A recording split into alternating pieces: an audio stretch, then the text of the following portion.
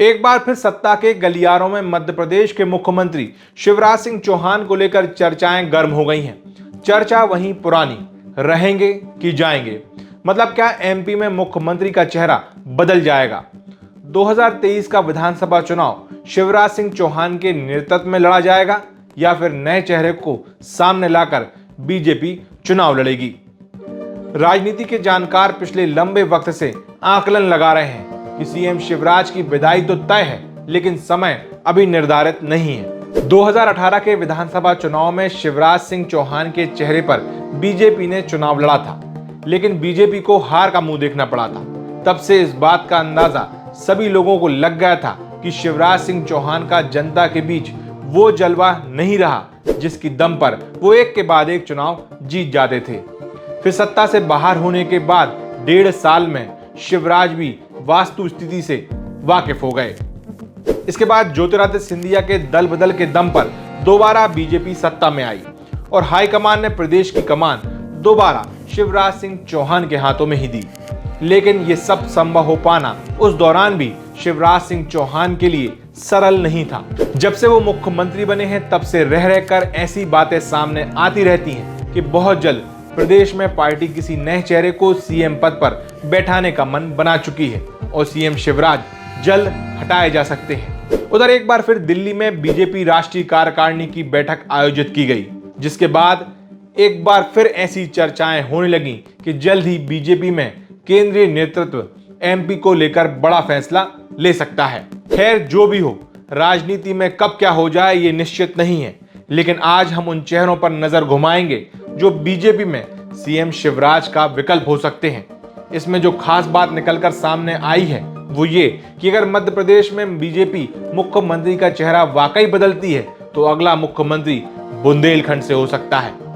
ऐसा हम इसलिए कह रहे हैं क्योंकि मध्य प्रदेश की वर्तमान राजनीति में इसके संकेत साफ दिखाई दे रहे हैं। मध्य प्रदेश में मुख्यमंत्री के दावेदारों के काउंटडाउन में सबसे पहले बुंदेलखंड के उन चेहरों की बात करते हैं जो इस रेस में आगे दिखाई दे रहे हैं।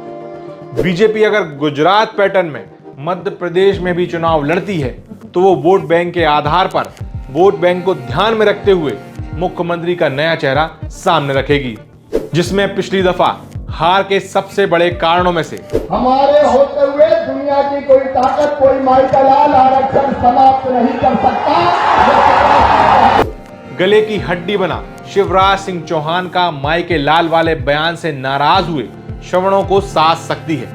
अगर ऐसा हुआ तो बुंदेलखंड अंचल के दतिया जिले से आने वाले गृह मंत्री नरोत्तम मिश्रा, बीजेपी के प्रदेश अध्यक्ष और बुंदेलखंड की खजुराहो लोकसभा सीट से सांसद विष्णुदत्त शर्मा, जो कि संघ की भी पसंद हो सकते हैं, दोनों ही मुख्यमंत्री पद के दावेदार माने जाते रहे हैं। इसके अलावा अगर कोई पिछड़ा वर्ग से मुख्यमंत्री का दावेदार है तो उसमें और मुझे बुंदेलखंडी होने का गर्व है, क्योंकि बुंदेलखंडी के बारे में एक कहावत कही जाती है कि 100 दंडी और एक बुंदेलखंडी। बीजेपी की फायर ब्रांड नेता और शिवराज सिंह चौहान के लिए हमेशा से परेशानी बनने वाली पूर्व मुख्यमंत्री उमा भारती, जो कि बुंदेलखंड की ही हैं। इसके अलावा अगर उमा भारती की तरह मुख्यमंत्री पद छोड़ने से पहले शिवराज सिंह चौहान से उनकी पसंद पूछी गई तो बुंदेलखंड के सागर जिले से आने वाले प्रदेश सरकार के नगरीय प्रशासन मंत्री भूपेंद्र सिंह उनकी पहली पसंद हो सकते हैं। हालांकि मंत्री भूपेंद्र सिंह अपनी काबिलियत, मैनेजमेंट और कार्यशैली की दम पर मुख्यमंत्री पद के प्रबल दावेदार माने जाते रहे हैं। वहीं अगर बीजेपी हाईकमान ने किसी दलित चेहरे को सीएम बनाया तो इसमें एक चौंकाने वाला नाम बुंदेलखंड से है। जी हां, मध्य प्रदेश में दलित जनसंख्या करीब 40% है। 230 विधानसभा सीटों में से अनुसूचित जनजाति के लिए 47 और अनुसूचित जाति के लिए 35 सीटें आरक्षित हैं। 82 आरक्षित सीटों वाले इस समाज का 65 साल में कोई भी मुख्यमंत्री नहीं बना है। बीजेपी ने अगर मध्य प्रदेश में दलित चेहरे को मौका दिया तो सबसे बड़ा नाम बुंदेलखंड से ही है।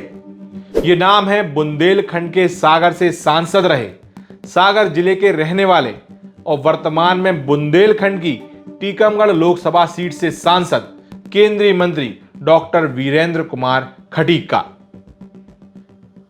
ये तस्वीर तो शायद आपको याद ही होगी। 7वीं लोकसभा का शपथ ग्रहण समारोह डॉक्टर वीरेंद्र कुमार को राष्ट्रपति ने प्रोटेम स्पीकर नियुक्त किया, जिन्होंने नवनिर्वाचित सदस्यों को शपथ दिलाई थी। केंद्रीय मंत्री वीरेंद्र कुमार खटीक के कद और अनुभव का अंदाजा आप इसी से लगा सकते हैं। केंद्र सरकार में सामाजिक न्याय मंत्री वीरेंद्र खटीक एक लो प्रोफाइल नेता है। उनकी सादगी हमेशा से जन चर्चा का विषय रही है। कार्यशैली बेदाग है। बीजेपी के अंदर खाने में ये भी मध्य प्रदेश के मुख्यमंत्री के दावेदार माने जा रहे हैं।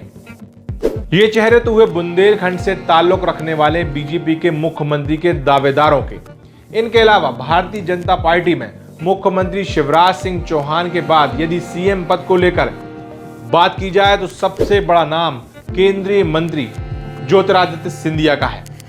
बीजेपी के राष्ट्रीय महासचिव कैलाश विजयवर्गीय भी मुख्यमंत्री पद के दावेदार माने जाते रहे हैं।